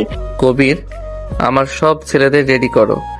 ওই টেক্সটাইল মিল চারদিক থেকে ঘিরে ফেলো। আজ আমি মায়া, রনি, রাহুল কাউকে জ্যান্ত ছাড়বো না। আমার সাইরার গায়ে যদি একটা আঁচড় লাগে আমি এই পুরো শহরটা শ্মশানে পরিণত করব। আরিয়ান ফোনটা পকেটে ঢুকিয়ে তার ডেস্কের ড্রয়ার থেকে একটা কালো রঙের লোডেড পিস্তল বের করে নিজের কোমরে গুজে নেয়। সে তার সাদা অ্যাপ্রনটা একটানে খুলে ফ্লোরে ফেলে দেয় এবং নিজের কালো জ্যাকেটটা গায়ে জড়িয়ে নেয়। আরিয়ান যখন তার চেম্বার থেকে বেরিয়ে করিডোর দিয়ে হাঁটছিল তখন তার চোখে সেই ভয়ঙ্কর আগুন দেখে হাসপাতালের স্টাফরা ভয়ে দেওয়ালের সাথে সেটে যায়। আজ আরিয়ান কোনো ডাক্তার নয়, আছে শুধুমাত্র একজন মাফিয়া কিং যে তার ভালোবাসার মানুষকে বাঁচানোর জন্য মৃত্যুর দেবতা হয়ে বেরিয়েছে। এই শহরের বাতাস আজ রক্তে লাল হতে চলেছে। কি হলো সায়রা, নিজের সাধী ডাক্তারের আসল রূপ দেখে একদম বোবা হয়ে গেলে? নাকি এখনো বিশ্বাস হচ্ছে না যে তোমার আরিয়ান আসলে একজন খুনি? পুরনো টেক্সটাইল মিলের সেই স্যাঁতসেঁতে এবং অন্ধকার ঘরের ভেতর মায়ার তীক্ষ্ণ গলা প্রতিধ্বনিত হয়। সায়রা বেঝের ওপর হাঁটু মুড়ে বসে আছে। তার চোখ দিয়ে অঝরে জল পড়ছে। একটু আগে ফোনে দেখা আরিয়ানের সেই ভয়ঙ্কর এবং নিষ্ঠুর রূপটা তার চোখের সামনে বারবার ভেসে উঠছে। সায়রার 17 বছরের ছোট্ট জীবনে সে এখনো কত বড় আঘাত পায়নি। যে মানুষটাকে সে নিজের জীবনের চেয়েও বেশি ভালোবেসেছে, যার ছোঁয়ায় সে নিজেকে পৃথিবীর সবচেয়ে সুরক্ষিত মেয়ে বলে মনে করেছে, সেই মানুষটা আসলে এই শহরের সবচেয়ে ভয়ঙ্কর মাফিয়া কিং। সায়রার বুকটা ব্যথায় ফেটে যাচ্ছে। সে নিজের 2 হাত দিয়ে মুখ ঢেকে ফুপিয়ে কেঁদে ওঠে। মায়া একটা শয়তানি হাসি দিয়ে সায়রার চারপাশে হাঁটতে থাকে। ঘরের এক কোণে রনি একটা ময়লা চেয়ারে বসে ডন রফিকের দেওয়া টাকার বান্ডিল গুনছে। তার চোখে লোভের এক বিভৎস ছায়া। বেশি কেঁদে লাভ নেই সায়রা, তোর বাবা মায়ের কাছে আমি অনেক আগেই খবর পাঠিয়ে দিয়েছি যে তুই আমার সাথে আছিস এবং নিরাপদ আছিস। কিন্তু আসল সত্যিটা হলো, আজ তোর এই সুন্দর মুখটা আরিয়ানকে ধ্বংস করার চেয়ে বড় হাতিয়ার হতে চলেছে। রনি ভাইয়া, তুমি এত নিচে নামতে পারলে? বাবা তোমাকে নিজের ছেলের মতো ভালোবাসতো, আর তুমি টাকার জন্য আমাকে এই গুন্ডাদের হাতে তুলে দিলে। আল্লাহ তোমার বিচার করবে। আল্লাহর বিচার পরে হবে পিসি, আগে আজ আরিয়ানের বিচার আমি নিজ হাতে করব। ঘরের ভাঙা দরজা দিয়ে ডন রফিক এবং রাহুল ভেতরে প্রবেশ করে। রাহুলের চোখে এক পৈশাচিক আনন্দ। সে সায়রার দিকে এগিয়ে গিয়ে সায়রার চুল শক্ত করে মুঠি করে ধরে তাকে টেনে দাঁড় করায়। সায়রা যন্ত্রণায় চিৎকার করে ওঠে। রাহুলের নোংরা হাতের স্পর্শে সায়রার সারা শরীর ঘিন ঘিন করে ওঠে। এই সেই মেয়ে যার জন্য আরিয়ান আমার কোটি কোটি টাকার ব্যবসা ধ্বংস করছে। আজ আমি আরিয়ানের চোখের সামনে এই মেয়েটার এমন অবস্থা করবো যে আরিয়ান নিজের মৃত্যু নিজে চাইবে। একদম ঠিক বলেছ রাহুল। আরিয়ানকে বুঝিয়ে দিতে হবে যে ওর অহংকারের পতন কিভাবে করতে হয়। ওর বিশাল সাম্রাজ্য আজ আমাদের পায়ের নিচে লুটোপুটি খাবে। অন্যদিকে শহরের রাস্তা ছিঁড়ে আরিয়ানের কালো গাড়িটা পাগলের মতো ছুটছে। ড্রাইভিং সিটে মতিন বসে আছে, তার কপালে ঘাম। আরিয়ান পেছনের সিটে বসে নিজের পিস্তলে বুলেট লোড করছে। তার চোখ দুটো রাগে একদম লাল হয়ে আছে। তার চেহারায় এখন আর কোনো ডাক্তারের নম্রতা নেই। সেখানে জায়গা করে নিয়েছে এক ভয়ঙ্কর মৃত্যুর দেবতা। কবির এবং সফিক পেছনের দুটো গাড়িতে তাদের বিশাল বাহিনী নিয়ে আরিয়ানকে ফলো করছে। মতিন, গাড়ির স্পিড আরো বাড়াও। আমার সায়রার গায়ে যদি ওই কুকুরগুলো একটা আঁচড়ও দেয়, আমি আজ পুরো শহর জ্বালিয়ে দেব। এনামকে বলো মিলের সব সিসিটিভি ক্যামেরা হ্যাক করে আমাদের লোকজনকে পজিশন নিতে বলতে। মতিন গাড়ির অ্যাক্সিলেটারের আরো জোরে চেপে ধরে। আরিয়ানের বুকের ভেতরটা ছটফট করছে। সায়রার ভয়ার্থ মুখটা তার কল্পনায় ভেসে উঠতেই আরিয়ানের হাতের শিরাগুলো ফুলে ওঠে। সে জানে মায়া সায়রাকে সব সত্যি জানিয়ে দিয়েছে। সায়রা হয়তো তাকে এখন প্রচন্ড ঘৃণা করছে, কিন্তু আরিয়ানের কাছে এখন সায়রার ঘৃণার চেয়ে সায়রার জীবন বাঁচানোটা বেশি গুরুত্বপূর্ণ। সাব্বির, তুমি নীলাকে নিয়ে গাড়িতে বসো। রহমান সাহেব, আপনারা একদম প্যানিক করবেন না। আমরা সায়রাকে সঠিক উদ্ধার করে আনবো। আমার সোর্স কনফার্ম করেছে যে আরিয়ান এবং রাহুলের গ্যাং ওই টেক্সটাইল মিলে সবাই মুখোমুখি হতে যাচ্ছে। পুলিশ স্টেশনের বাইরে ইন্সপেক্টর রিয়াজ তার বিশাল পুলিশ বাহিনী নিয়ে রেডি হচ্ছেন। সায়রার ফোন ট্র্যাকিং এবং সাব্বিরের দেওয়া তথ্যের ভিত্তিতে রিয়াজ জানতে পেরেছেন সায়রা কোথায় আছে। রহমান সাহেব এবং সালমা বেগম ভয়ে এবং চিন্তায় প্রায় বাকরুদ্ধ হয়ে গেছেন। সালমা বেগম বুঝতে পারছেন রনিকে অন্ধের মতো বিশ্বাস করে তিনি কত বড় ভুল করেছেন। নীলা সাব্বিরের বুকে মাথা রেখে কাঁদছে। সায়রার কিছু হয়ে গেলে আমি বাঁচবো না সাব্বির। ও তো কোনো দোষ করেনি, ও কেন ওই মাফিয়াদের নোংরা খেলার শিকার হবে? শান্ত হ নীলা, রিয়াজ স্যার আছে তো। আর আমার মন বলছে সায়রার কিচ্ছু হবে না। চল আমরাও স্যারের সাথে যাব। পুলিশের কনভয় সাইরেন বাজিয়ে টেক্সটাইল মিলের দিকে ছুটে যায়। এদিকে টেক্সটাইল মিলের বাইরে চারিদিকে ঘুটঘুটে অন্ধকার। আরিয়ানের গাড়িগুলো শব্দহীনভাবে মিলের চারপাশে এসে থামে। এনাম তার ল্যাপটপ নিয়ে একটা ভ্যানের ভেতর বসে পুরো সিস্টেম কন্ট্রোল করছে। বস, ভেতরে রাহুলের 15 জন গার্ড আছে, মেইন গেটে 5 জন, আর বাকি সায়রা ম্যামের ঘরের বাইরে। রাফিক, রাহুল, মায়া আর রনি সবাই ভেতরে আছে। বস, আপনি শুধু নির্দেশ দিন, 3 মিনিটের মধ্যে আমরা পুরো এলাকা পরিষ্কার করে দেব। কেউ যেন জীবিত না ফেরে। চলো। আরিয়ান তার হাতের পিস্তলটা শক্ত করে ধরে মেইন গেটের দিকে এগিয়ে যায়। কবির এবং সফিক তাদের লোক নিয়ে দুই দিক থেকে আক্রমণ শুরু করে। সাইলেন্সার লাগানো বন্দুকের গুলিতে একের পর এক রাহুলের গার্ডরা মাটিতে লুটিয়ে পড়তে থাকে। রক্তের গন্ধে চারিদিকের বাতাস ভারী হয়ে ওঠে। আরিয়ান কারো দিকে ফিরেও তাকাচ্ছে না। তার লক্ষ্য শুধু একটাই, সায়রার কাছে পৌঁছানো। কিসের আওয়াজ হচ্ছে বাইরে? গার্ডরা সব কোথায় গেল? ঘরের ভেতর রাহুল আর রফিক চমকে ওঠে। ঠিক সেই মুহূর্তেই ঘরের পুরনো লোহার দরজাটা এক প্রচন্ড লাথিতে ভেঙে নিচে পড়ে যায়। দরজার সামনে দাঁড়িয়ে আছে আরিয়ান। তার কালো শার্টের বেশ কিছু জায়গায় রক্তের দাগ। তার চোখের দৃষ্টিতে যে আগুন জ্বলছে তা দেখে রনির হাত থেকে টাকার বান্ডিলগুলো নিচে পড়ে যায়। মায়া এক পা পিছিয়ে যায়। সাইরা ফ্যালফ্যাল করে আরিয়ানের দিকে তাকিয়ে থাকে। তোদের মৃত্যুর সময় হয়ে গেছে। আরিয়ান কথা শেষ করার আগেই তার হাতের পিস্তল গর্জে ওঠে। রফিক কিছু বুঝে ওঠার আগেই একটা বুলেট তার বুক ফুঁড়ে বেরিয়ে যায়। রফিক রক্তবমি করতে করতে মাটিতে লুটিয়ে পড়ে। রাহুল ভয়ে পেছনের দিকে পালাতে যায়, কিন্তু কবির এবং শফিক পেছন থেকে এসে তাকে ঘিরে ফেলে। রনি ভয়ে কাঁপতে কাঁপতে সাইরার পেছনে লুকানোর চেষ্টা করে। আমাকে মারবেন না ভাই, আমি তো শুধু টাকার জন্য কাজ করেছি, আমাকে ছেড়ে দিন। তুই সায়রার গায়ে হাত দিয়েছিস, তোর কোনো ক্ষমা নেই। আরিয়ান এগিয়ে গিয়ে রনির কলার ধরে শূন্যে তুলে এক প্রচন্ড ঘুষি মারে তার মুখে। রনির কয়েকটা দাঁত ভেঙে ছিটকে পড়ে যায়। আরিয়ান রনিকে ছুঁড়ে ফেলে দেয় ঘরের এক কোণে। মায়া তখনও স্থির হয়ে দাঁড়িয়ে আছে। সে বুঝতে পারছে আজ তার সব খেলা শেষ। তুমি আমাকেও মারবে আরিয়ান? তোমার সায়রা তো সব সত্যি জেনে গেছে। ও কি আর কখনো তোমাকে একজন খুনি মাফিয়া হিসেবে মেনে নেবে? সায়রা আমাকে মেনে নিক বা না নিক সেটা ওর ব্যাপার, কিন্তু তোকে আমি আজ নিজ হাতে শেষ করব। তুই আমার সবচেয়ে পবিত্র জিনিসে দাগ লাগানোর চেষ্টা করেছিস।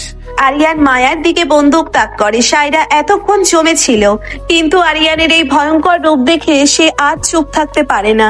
সে ছুটে গিয়ে আরিয়ানের সামনে দাঁড়ায় এবং দুই হাত দিয়ে আরিয়ানের বন্দুক ধরা হাতটা নিচের দিকে নামিয়ে দেয়। আর না, প্লিজ, আর কাউকে মারবেন না। আপনি কি সত্যি একজন খুনি? আপনি কি সত্যি মাফিয়া কিং? আমাকে বলুন যে এগুলো সব মিথ্যে। সায়রার চোখ থেকে অঝরে জল পড়ছে, তার গলা ভেঙে গেছে। আরিয়ান সায়রার দিকে তাকিয়ে তার হাতের বন্দুকটা মেঝের উপর ফেলে দেয়। তার চোখের সেই ভয়ঙ্কর রাগ মুহূর্তেই গলে গিয়ে এক বুক ভাঙা কষ্টে পরিণত হয়। সে সায়রার দুই গাল নিচের দুই হাতের মুঠোয় নেয়। আমি খুনি সায়রা, আমি এই শহরের অন্ধকার জগতের রাজা। আমি দাউদের জিভ কেটেছি, আমি অনেক মানুষের জীবন নিয়েছি, কিন্তু তোমার জন্য আমার ভালোবাসাটা কোনো মিথ্যা নয়। তুমি আমার একমাত্র আলো। তোমাকে পাওয়ার জন্যই আমি এই অন্ধকার জগৎ থেকে বের হয়ে আসতে চেয়েছিলাম। হ্যান্ডচাপ, কেউ নড়বে না, পুরো এলাকা পুলিশ ঘিরে ফেলেছে। ঠিক সেই মুহূর্তে ইন্সপেক্টর রিয়াজ তার দলবল নিয়ে ঘরের ভেতর প্রবেশ করেন। তাদের পেছনে রহমান সাহেব, সালমা বেগম, নীলা এবং সাব্বির দাঁড়িয়ে আছে। সায়রা তার বাবা মাকে দেখে ছুটে গিয়ে সালমা বেগমের বুকে লুকিয়ে পড়ে। রহমান সাহেব আরিয়ানের দিকে এক চরম ঘৃণা এবং হতাশার দৃষ্টিতে তাকান। আমি জানতাম না যে একজন জীবন রক্ষাকারী ডাক্তার আসলে একজন মানুষের জীবন কেড়ে নেওয়া মাফিয়া। আপনি আমার মেয়ের জীবনটা নিয়ে ছিনিমিনি খেলেছেন। রিয়া সাহেব, ওকে গ্রেপ্তার করুন। আরিয়ান কোনো বাধা দেয় না। সে শান্তভাবে নিজের দুই হাত রিয়াজের দিকে বাড়িয়ে দেয়। কবির এবং শফিক বাধা দিতে চাইলে আরিয়ান তাদের থামিয়ে দেয়। সে জানে সায়রার কাছে নিজেকে প্রমাণ করার এটাই একমাত্র রাস্তা। রিয়াজ সাহেব, রাহুল, মায়া এবং রনিকে আপনি নিয়ে যান। ওদের বিরুদ্ধে সব প্রমাণ আমি আপনাকে দেব, আর আমার সব অবৈধ ব্যবসা, গোডাউন এবং আন্ডারওয়ার্ল্ডের সব নেটওয়ার্কের তথ্য আমি আপনার হাতে তুলে দিচ্ছি। আমি আজ থেকে এই মাফিয়া কিংয়ের মুকুট চিরতরে ছুঁড়ে ফেলছি। আমি শুধু একজন সাধারণ মানুষ হয়ে সায়রার কাছে ফিরে যেতে চাই। রিয়াজ আরিয়ানের কথা শুনে বেশ অবাক হন। তিনি বুঝতে পারেন ভালোবাসার শক্তি কতটা প্রবল হতে পারে। পুলিশ রাহুল, মায়া এবং রনিকে হাতকড়া পরিয়ে নিয়ে যায়। তানিয়া হাসপাতালের টিভিতে ব্রেকিং নিউজ দেখে স্তব্ধ হয়ে বসে থাকে। যারা এবং ফারহান আরিয়ানের এই সত্যিটা জানতে পেরে কান্নায় ভেঙে পড়ে, আর রহিমা খালা জায়নামাজে বসে আরিয়ানের জন্য দোয়া করতে থাকেন। এরপর কেটে গেছে দীর্ঘ 6 মাস। আরিয়ান পুলিশের সাথে চুক্তি করে তার সব অন্ধকার সাম্রাজ্য ধ্বংস করে দিয়েছে। আইনের চোখে সে এখন সম্পূর্ণ মুক্ত এবং শুধু একজন সাধারণ ডাক্তার। এই 6 মাস সায়রা আরিয়ানের সাথে কোনো যোগাযোগ করেনি। আরিয়ান প্রতিদিন সায়রার বাড়ির সামনে এসে দাঁড়িয়ে থাকতো, কিন্তু সায়রা কখনো জানালা দিয়ে তাকায়নি। সায়রার মন বারবার আরিয়ানকে ক্ষমা করতে চাইলেও তার মাফিয়ার অতীত সায়রাকে আটকে রাখতো।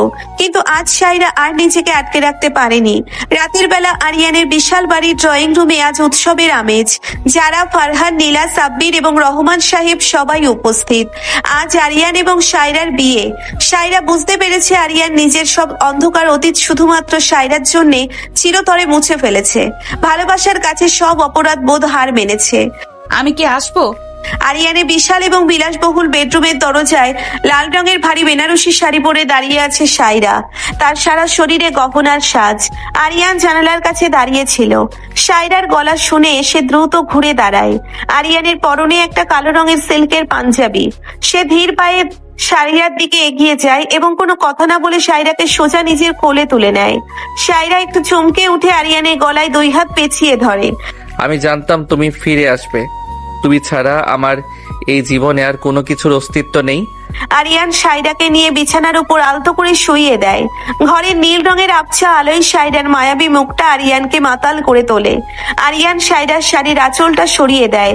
সায়রার শরীর উত্তেজনায় কাঁপতে শুরু করে। আরিয়ান সায়রার কানের কাছে মুখ নিয়ে ফিসফিস করে কিছু বলে, যা শুনে সায়রার গাল দুটো লজ্জায় একদম লাল হয়ে যায়। আপনি এখনো আগের মতোই অসভ্য আছেন। ডাক্তার হলেও আপনার ভেতরে সেই পাগলটা মরে যায়নি। আরিয়ান একটা মুচকি হাসি দিয়ে সায়রার ঠোঁটে নিচে ঠোঁট নামিয়ে আনে। এই চুম্বনটা আগের সব চুম্বনের চেয়ে সম্পূর্ণ আলাদা ছিল। এতে কোনো ভয় ছিল না, কোনো লুকোচুরি ছিল না। এতে ছিল সম্পূর্ণ অধিকার এবং এক তীব্র তৃষ্ণা। আরিয়ানের জিভ সায়রার মুখের ভেতর প্রবেশ করে তাকে এক অজানা সুখে ভাসিয়ে নিয়ে যায়। আরিয়ানের শক্ত হাত সায়রার ব্লাউজের ফিতেগুলো খুব নিপুণভাবে খুলে ফেলে।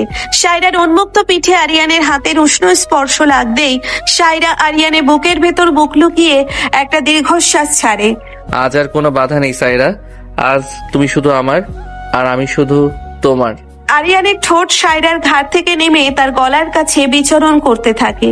সায়রা নিজের 2 হাত আরিয়ানের চুলে ঢুকিয়ে দিয়ে তাকে আরো নিজের কাছে টেনে নেয়।